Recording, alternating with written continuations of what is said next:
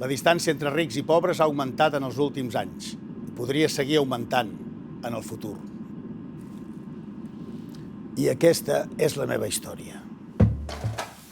Hola, em dic Jonathan i sóc el propietari del 99,2% de la riquesa mundial. Telecomunicacions, meves. Fàbriques, matèries primeres, meves. Què més? Vaja, tot. Tot és meu. Recordo com abans la gent estava tot el dia amb que la riquesa s'ha de repartir de forma igualitària.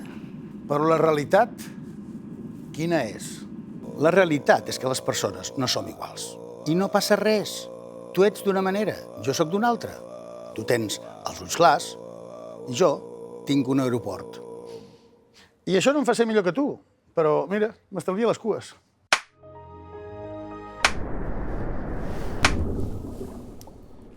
En el fons el que passa és que la gent és molt envejosa.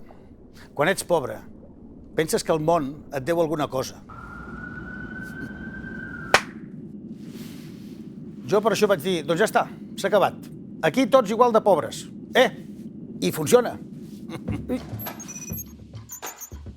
Ep, 99,3%. Perquè què voleu fer, si no? Les coses són així. Què voleu fer-hi? Volem canviar-ho. Per un país lliure de desigualtats, fes una donació al projecte Lliures.